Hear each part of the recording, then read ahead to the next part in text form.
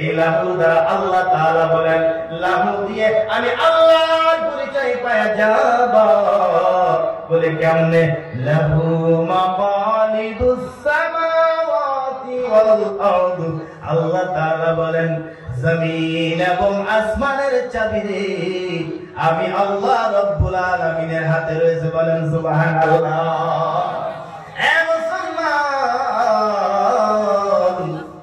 এবার লম্বা দিয়ে দিলে থাকে অর্থাৎ হু হাওয়া হু। আল্লাহ রাব্বুল আলামিনকে এই হুর দ্বারাও পরিচয় পাওয়া যাবে। আল্লাহ রাব্বুল আলামিন বলেন ওয়া হুয়াল গফুরুল ওয়াদুদুল আরশিল মাজিদ ফাআলুল লিমা ইউরিদ। আল্লাহ রাব্বুল আলামিন বলেন আমি হলাম ক্ষমাশীল ওয়াদুদ, আমি হলাম স্নেহশীল, আমি হলাম দয়াবান। আমি আল্লাহ তোমাদেরকে মাফ করব, আমি আল্লাহ তোমাদেরকে দয়া করব। আল্লাহ তাআলা ক্ষমাশীল এবং স্নেহশীল। এই রব্বুল আলামিন পৃথিবীর জমিনের মধ্যে যখন যা চাবে রে আমার আল্লাহ তাই পৃথিবীর জমিনের মধ্যে করবে। জোরে বলেন সুবহানাল্লাহ। আমার মুসলমান ভাইরা, তোমরা কি পৃথিবীর জমিনের মধ্যে ভেবেছো আল্লাহ তাআলা এই দুনিয়ার মধ্যে আমাদেরকে অনর্থকভাবে সৃষ্টি করেছে? যুবক রে, আমাদের কোনো কাম নাই, এমনি ভাবে আল্লাহ তাআলা আমাদেরকে সৃষ্টি করেছে। আল্লাহ তাআলা বলেন আফাহাসিবতুম আন্নামা খালাকনাকুম আবাসাও ওয়া আন্নাকুম ইলাইনা লা তুরজাউন। আল্লাহ রাব্বুল আলামিন বলেন এ দুনিয়ার মানুষেরা রে,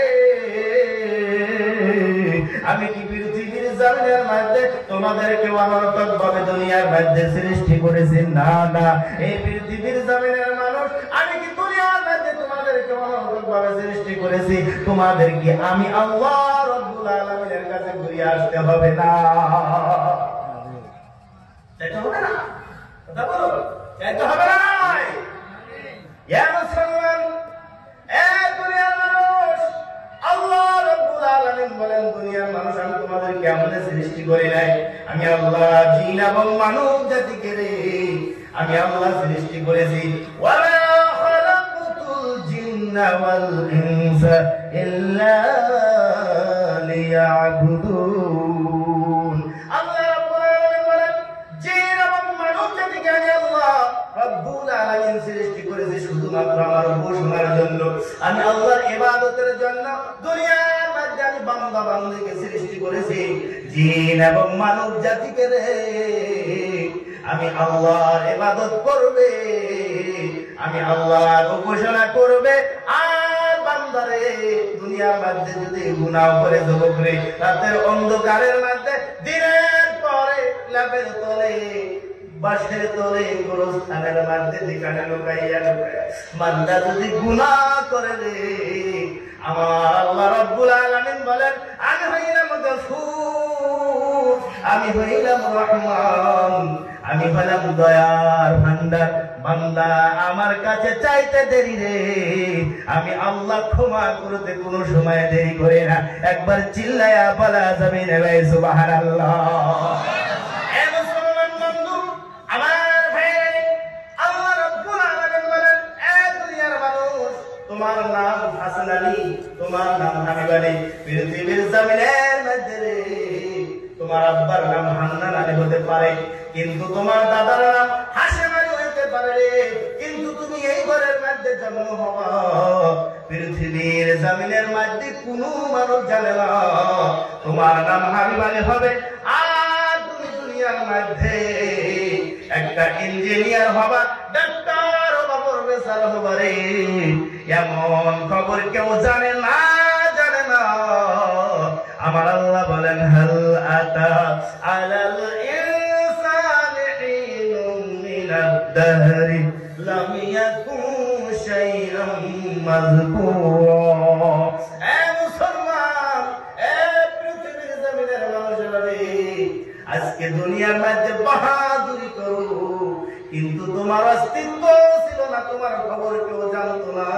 আল্লাহ রাব্বুল আলামিন বলে, বান্দা কেন কেন রে এই দুনিয়ার মধ্যে আমার সাথে কুফরি করো, আমাকে অবিশ্বাস করো, কেন কেন রে? কাইফা তাকফুরুনা বিল্লাহি ওয়া কুনতুম আমওয়াতান ফাহইয়াকুম। আল্লাহ রাব্বুল আলামিন বলেন, কেন বান্দা তুমি আমাকে অস্বীকার করো? এই দুনিয়ার আগে আসার আগে তুমি ছিলা মৃত্যু, তুমি দুনিয়ার মধ্যে আসা আগে তুমি ছিলা মৃত্যু, তোমার কোনো অস্তিত্ব দুনিয়ার মধ্যে ছিল না।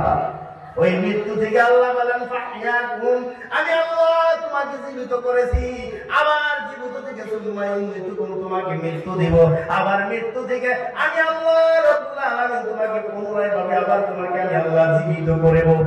আসলের ময়দানে ও মুসলমান, এই আল্লাহ রাব্বুল আলামিনের আবার আমাদের ঘুরিয়া যাইতে হবে। কথা বলুন ভাই, ঠিক না? জোরে বলেন আল্লাহু আকবার। কষ্ট পাইতেছেন? কষ্ট পাইতেছেন? এ মুসলমান, অল্প মাথাটা নরম করে চোখটা বন্ধ করে ভাবনা করুন, এই পৃথিবীর জমিনে এত অত্যাচার এত জুলুম কেন হয়? একবার চিন্তা করে দেখো না। একজন মা আমাকে বলেছিল, যেই জায়গায় ঘর ভাঙা হলো, যেই জায়গায় বাড়ি ভাঙা হলো রে, সেই জায়গার মধ্যে যখন আমি গিয়েছিলাম, একজন মা হাউমাউ করে কান্না উঠলো, বলেন হুজুর। আমি বললাম, কেন কান্দেন? আপনার জন্য ডায়লানা হয়েছে, তেলানা হয়েছে, আপনি না। বলে হুজুর আমি কান্না করি। কেন কান্না করি জানেননি? বলেন না। বলে আমি কান্না করতেছি হুজুর, আমার ঘর ভাঙছে, আমার আফসোস হয় না, মনে আঘাত লাগলো হুজুর। ওই সময় কলিজাটা আমার থরথর করে কাঁপতেছিল হুজুর। আমি বললাম, কোন সময় যখন হুজুর গ্রামের একটা টাকা তুলে আমাদের এখানে যখন বিল্ডিং বানানো হয়েছে, আল্লাহর যখন হুজুর আমি মহিলা ভাইয়া যখন দেখলাম আল্লাহর ঘর ভাঙতেছিল রে, আর আমার কলিজা থর থর থর থর করে কাঁপতেছিল, আমি থাকতে পারি না। শুধু তাই না, এই মার ডাকটা বলছেন, পৃথিবীর জমিনের মধ্যে আমি অন্যায় করেছি, গুনাহ করেছি, আমাকে শাস্তি দিতে হবে, আমার বাবা না। বলে কি হয়েছে? যখন পৃথিবীর জমিনের মধ্যে আজ থেকে 40 বছর আগে আমার মা বাবা কবরের মধ্যে ঘুমাইয়া গেছে, ওই কবরের মধ্যে যখন গাড়ি উঠে দেওয়া হয়েছে বলে যায় মানে না, থর থর করে কাঁপতেছিলাম, আর চোখের পানি আমার বাহির হইতেছিল। আমার মুসলমান ভাইরা, কাউকে দৌড় দেওয়া যাবে না। এ মুসলমান বন্ধুরে, আল্লাহ তাআলা বলেন, দুনিয়ার মানুষ তোমরা যখন গুনাহ করবা, অন্যায়কারী হয়ে যাবা, আমি আল্লাহকে যখন ভুলিয়া যাবা, আমি আল্লাহ আমার বান্দার সাথে এত ভালোবাসা রাখি রে, আমার বান্দাকে আমার নিকটে আনার জন্য সময় সময় শাস্তি দিয়া আমি আল্লাহ রাব্বুল আলামিন আমার বান্দাকে আমার কাছে নিয়ে আসবো। সরে বলেন সুবহানাল্লাহ। এ মুসলমান, এই অত্যাচার তো অত্যাচার না। যেমন ভাবে ফিরআউন অত্যাচার করেছিল ফিরআউনের বান্দির সাথে, কেমন অত্যাচার করেছিল? ফিরআউনের বান্দি ছিলেন যার নাম ছিলেন মাসিতা। মাসিতা একত্ববাদী, আল্লাহর উপরে বিশ্বাস রেখে ঈমান নেই, আল্লাহকে ভরসা করে আল্লাহর উপরে ঈমান এনে দুনিয়ার মধ্যে চলাফেরা আরম্ভ করলো। এই ফিরআউনের কোন বান্দা গিয়া খবর দিয়া দিল, ফিরআউন যারে আপনি দুধ এবং গাখীর দিয়ে পালেন, আপনার সেই মাসিতা এই দুনিয়ার মধ্যে আপনাকে বাদ দিয়ে অন্য কোন প্রভুকে মানতেছে। ফিরআউন এই খবর শোনার সাথে সাথে ফিরআউন ডাক দিয়ে বলেন, এ মাসিতা, দুনিয়ার মধ্যে আমি আমাকে প্রভু না মানে তুমি কাকে প্রভু মানে একবার বলো না। মাসিতা ডাক দিয়ে বলেন, ফিরআউন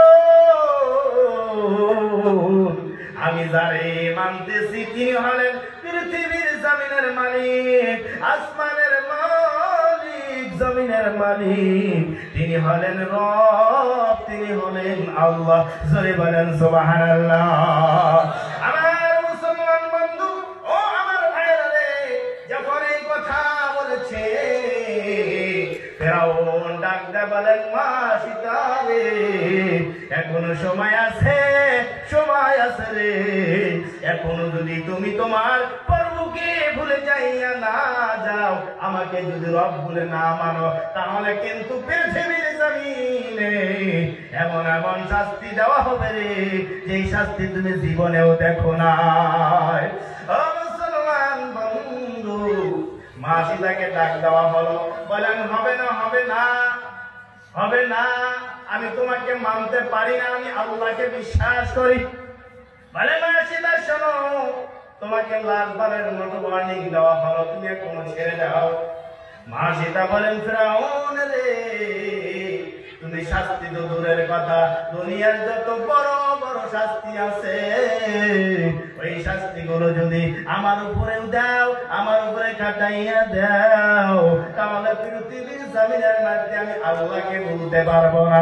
ফিরআউন বলে, ও মা সীতা, তোমার একটা বাচ্চা আছে 6 বছরের 7 বছরের, আমি তুমি যদি না মানো, তোমার 7 বছরের 6 বছরের বাচ্চাকে আমি হত্যা করিয়া দিব। বলে করতে পারো তো, আমি আল্লাহকে ছাড়তে পারবো না, আমি আল্লাহকে বলতে পারবো না। যেই শিশু বাচ্চা 5 থেকে 6 মাসের বয়স, ওই শিশু বাচ্চা তোমার স্তন থেকে দুধ পান করে। মা সীতা রে, তুমি যদি এখনো না চাইয়া দাও, আমাকে যদি প্রভু বলে গ্রহণ না করো, তোমার কলেজা টুকরা সন্তান এই দুনিয়ার মধ্যে তোমার বুকের উপরে জবাই করা হবে। কষ্ট পাইতেছে? খারাপ পাইতেছে? আল্লাহু আকবার। আমার মুসলমান ভাইরা, আমার বন্ধু, মা সীতা ডাক দিয়া বলেন, ফিরআউন যত শাস্তি দেওয়া হোক দাও, আফসোস না, যত শাস্তি দিবে তত আমার আল্লাহর প্রতি আমার ভালোবাসা বাড়িয়ে যাবে। জোরে বলেন সুবহানাল্লাহ। হে মুসলমান ও আমার বন্ধু রে,